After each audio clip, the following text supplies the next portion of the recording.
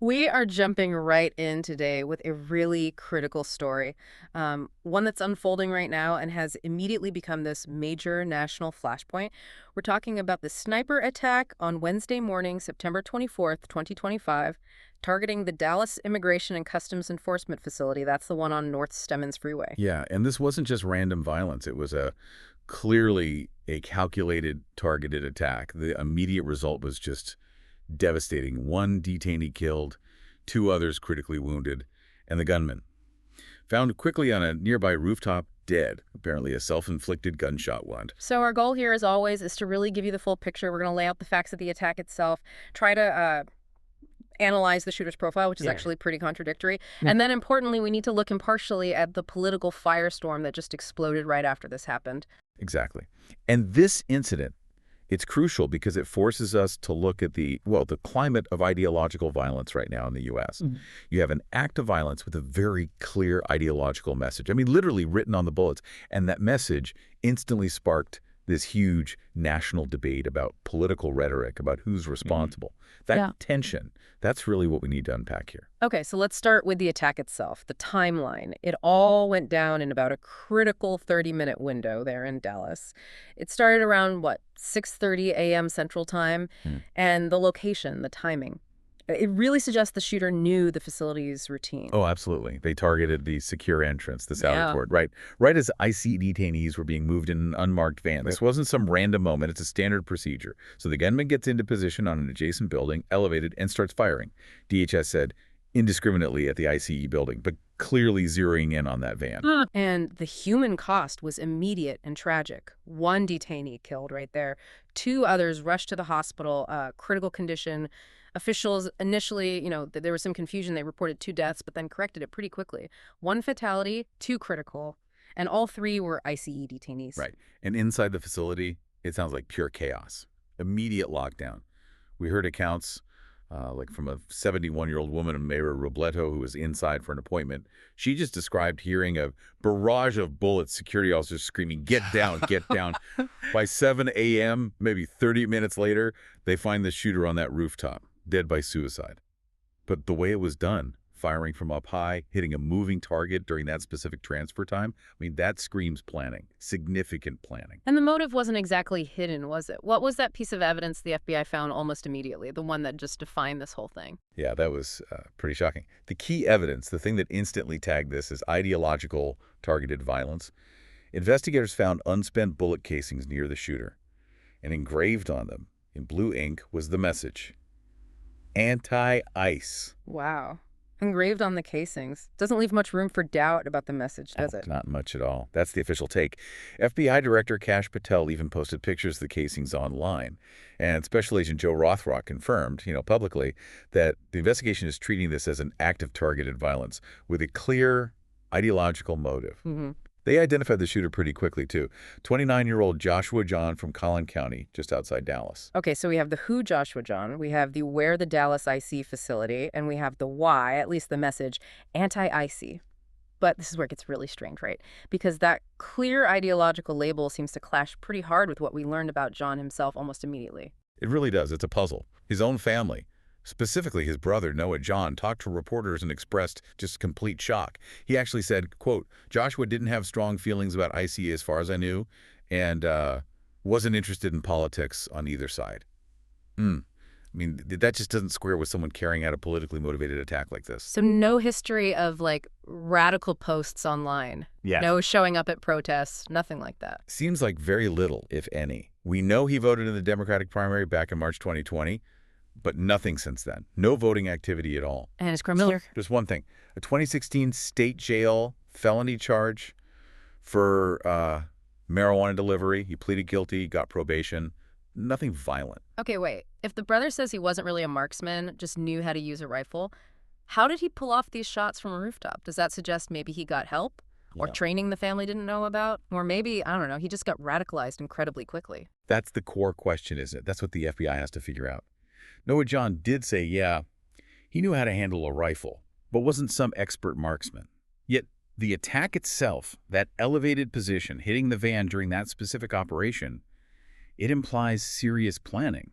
maybe some training, or at least a very focused, very rapid period of practice and preparation. If he wasn't political, like the family says, what pushed him? What influence led him to adopt this anti-ICE stance, carve it onto bullets, and then carry out this precise, deadly plan? It's a huge gap between the person the family described and the killer on that roof. And almost before we could even process that contradiction, the political reaction started instantly. And this is where we really need to stick to the facts. Just report what was said impartially. The conservative response was, well, immediate and very pointed. Oh yeah, instant politicization. President Trump went straight to Truth Social, no holding back. He directly linked the attack to rhetoric, saying the violence was, and I'm quoting here, the result of the radical left Democrats constantly demonizing law enforcement, calling for ICEs to be demolished, and comparing ICE officers to Nazis. He even pledged an executive order to target what he called left-wing domestic terrorism networks. That framing really shifts the narrative immediately, doesn't it? From a specific crime to a broader political fight. Absolutely. And DHS Secretary Kristi Noem echoed that. She said the attack was motivated by hatred for ICE and called it a wake-up call to the far left that their rhetoric about ICE has consequences. Texas Governor Greg Abbott called it an assassination and vowed Texas will not slow our arrest, detention, and deportation of illegal immigrants. So the focus there was heavily on blaming anti-law enforcement rhetoric. Okay, and on the Democratic side, what was the main theme of their response? Mostly urging restraint, and also making sure to include immigrants as victims too, not just the agency. Representative Rafael Anquia, who represents part of that area in Texas, he pleaded for people not to let the tragedy be exploited for division or premature blame. Right. A call for cooling things down. Yeah, and House Democratic leaders put out a joint statement. They mourned the victims, yes, but specifically mentioned that immigrants are too often the victims of dehumanizing rhetoric themselves. They framed it more broadly, saying political and ideologically motivated violence in the U.S. has hit a breaking point this year. So you see these two frames emerge immediately. What's the risk when political figures jump on a tragedy like this, assigning blame before the investigation is even close to finished? Well, the big risk is that the actual facts, the search for truth, just gets lost in all the shouting and finger-pointing. You have one side focused on rhetoric against law enforcement, a key issue for them, and the other side focused on the dehumanizing rhetoric aimed at immigrants, a key issue for them. And suddenly this horrific event becomes just another battleground in the ongoing political war instead of, a moment for maybe unified condemnation of violence itself. And putting this specific attack into context, the sources are pretty clear. This isn't some isolated incident, right? Especially not in Texas recently. This Dallas shooting is actually the fourth time in 2025 alone that ICE or Border Patrol facilities in Texas have faced violence or threats. Fourth time. That pattern is deeply concerning. It points to a sustained, maybe even escalating threat. Think back to July 4th down in Alvarado. Sources reported a coordinated attack on a detention center there. 16 people ended up charged with attempted murder of a federal officer. I mean, that's a major assault. And closer to this incident, the same Dallas ICE facility, the one hit by the sniper, it had a bomb threat just a month before, right? August 25th. If they had a bomb threat just weeks earlier, you have to ask, were the security protocols adequate before the sniper attack happened? Yeah, it forces a really hard look at those protocols, yeah. And federal agencies are definitely sounding the alarm now. The acting ICE director, Todd Lyons, he announced all ICE facilities across the country are going on higher alert. Why? Because officials are reporting, get this, more than a 1,000% increase in assaults against them. 1,000%. That's an incredible number. When an agency like ICE goes on higher alert, what does that actually look like on the ground for people who work there or have to go there? It usually means pretty visible changes. Things like limiting access points, more patrols around the perimeter, maybe using counter-sniper teams in urban settings like Dallas, and almost certainly changes to how and when they do vulnerable operations like that detainee transfer in the Sally Port that was targeted here. What this attack really drives home is that these facilities, which hold agents, civilian staff, people seeking appointments, and detainees, are now confirmed battlegrounds in these larger conflicts over immigration. So pulling it all together, what we see is this immediate tragedy, a detainee killed, 2 others critically injured, but it was almost instantly swallowed up by this intense political fight over rhetoric and responsibility. Exactly. And the big unanswered question, the real puzzle for the FBI, remains Joshua Jahn.